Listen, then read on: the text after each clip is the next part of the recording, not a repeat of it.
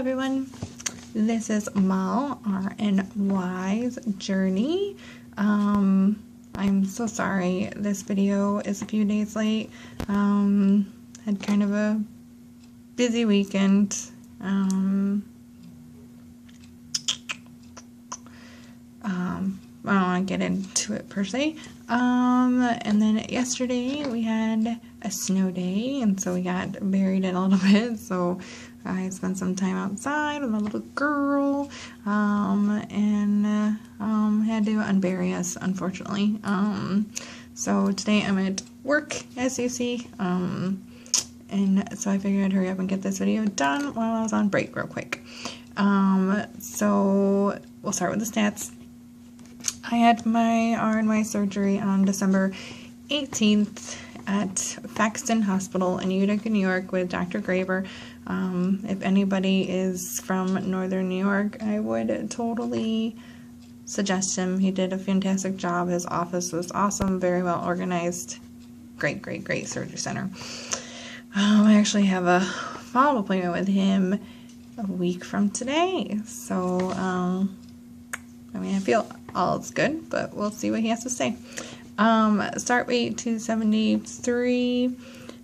Surgery rate was 256.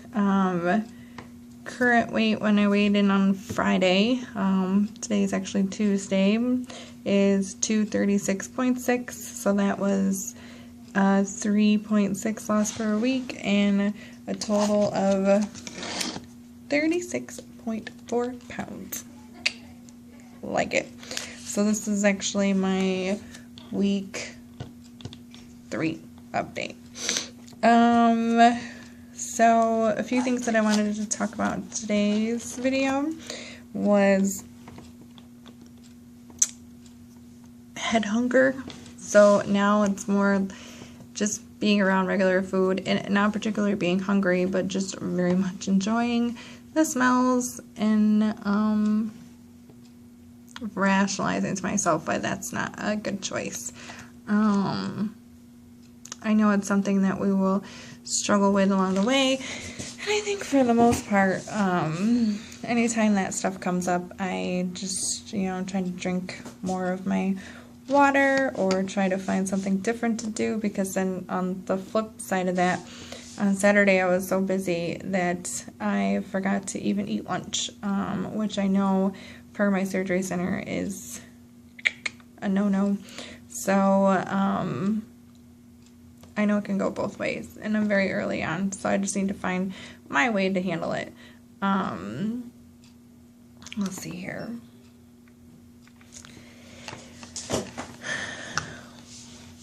Going crazy over the scale. So, a piece of me, I weigh every day, and a piece of me is like, I'm going to drive myself crazy.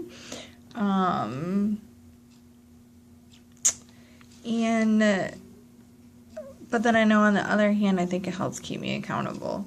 So, I actually am working with a wellness coach, not through my surgery center, and so it's very interesting about the differences between the two. But, and she said that she more, favors the everyday weighing as long as it's not causing too much anxiety or really stressing you out. So I think I'm going to stick with that, because like with her, she thinks it feels that it keeps you more accountable, so you know exactly where you're at and exactly what you need to do to go in whatever direction you want to go in. My ring is loose, so I like to play with it more, so I apologize for that. So I think that's what I'm going to keep on doing. So far the scale's been nice to me. I haven't stalled, but during this week there was a few days where I stayed the same, and that's when I was like, oh my god, like seriously, I'm staying the same weight, I'm barely eating anything, like this is crazy, but logically I know that obviously I'm not taking a lot of nutrition in, so the weight is gonna come off for a while. At some point I will stall out, but at the weight that I'm at, it will come off. So it has to. So because I'm eating barely nothing. Which kind of leads me into the difference between the weight loss coach that I'm working with, or wellness coach I'm working with, and my surgery center. Like, my surgery center did not require any protein goals. They did not require, for after surgery, any calorie goals, anything. They just gave us a green sheet, basically, and I think I have it over here, saying week by week what we should be eating. And the only thing that it does say, like, at this point I'm on to week 4, is that, you know, to chew, realize when you're full, and to work on eating about a half a cup of food 3 times a day, and to make sure I eat 3 times a day, a half a cup of food, and drink 64 ounces of water. But nothing more than that. It's just a simple, I know it's probably backwards for you guys, but just a simple green sheet. And I do see him, like I said, next week. And I'm going to ask maybe to talk to the nutritionist to see if there are. I think it just would work better if I had some goals set in front of me, like you should be doing X amount or something for me to strive towards, because at this point, some days I'm maybe like 300-400 calories a day, and that just sounds, I mean, I get it, like we're not eating a lot, but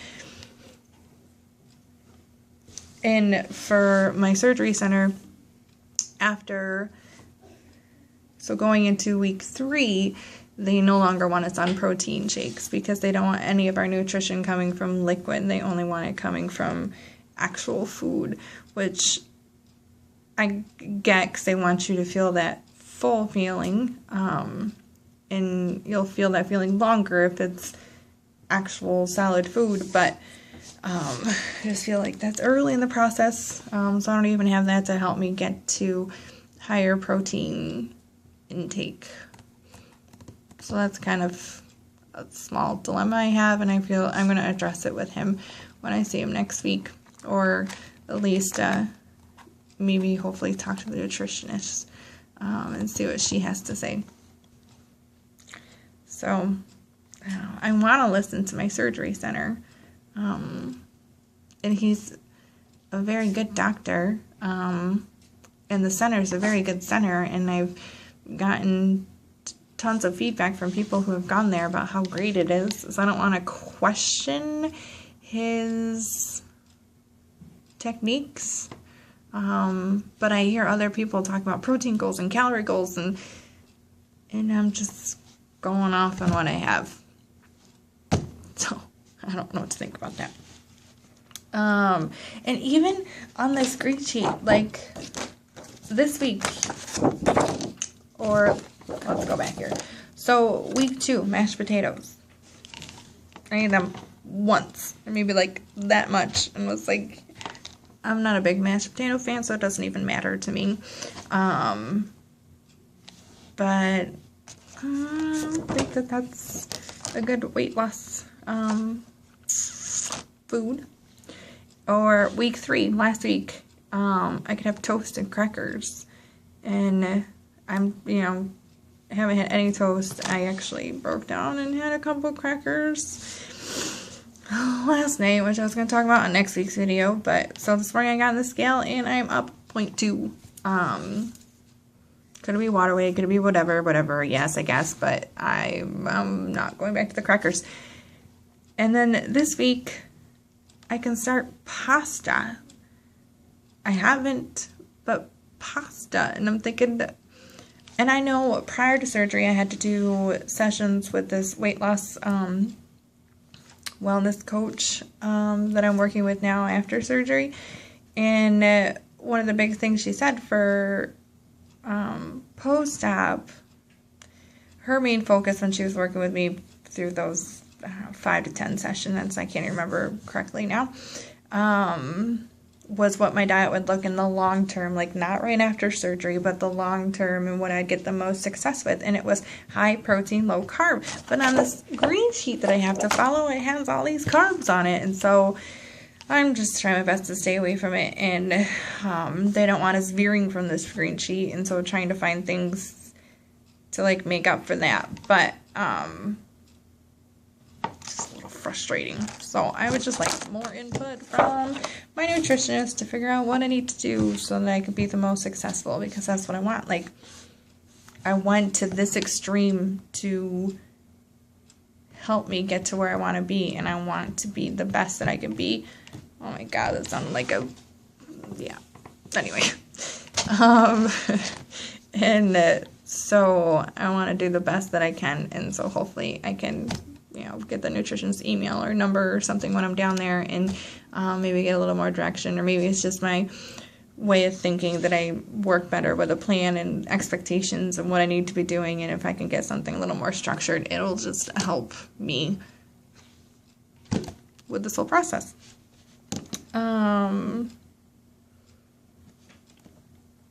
Thought I talked about this last week.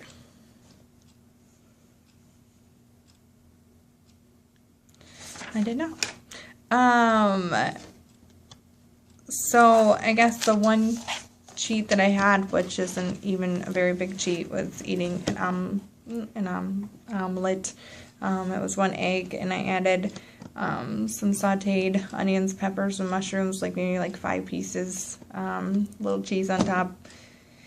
And I just find it funny that I feel that is cheating in this process, but even like now, if I did it this week, I would be within their guidelines because I can do fruits and vegetables this week. But it's just crazy. So, one thing I did want to add is that my weight loss or health and wellness coach, I'm looking for the email she sent me, offered me 2 good bariatric apps that she feels are really good. And so there's Bariatric Pal, and then there's Bariatric. So Bariatric Pal is BARIATRICPAL, and then the other one is BARITASTIC.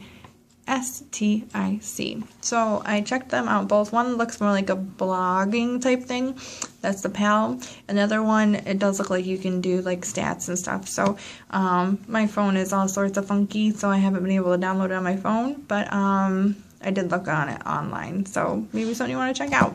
But I'm about to run out of space, so I'll see you next week. Thanks. Bye.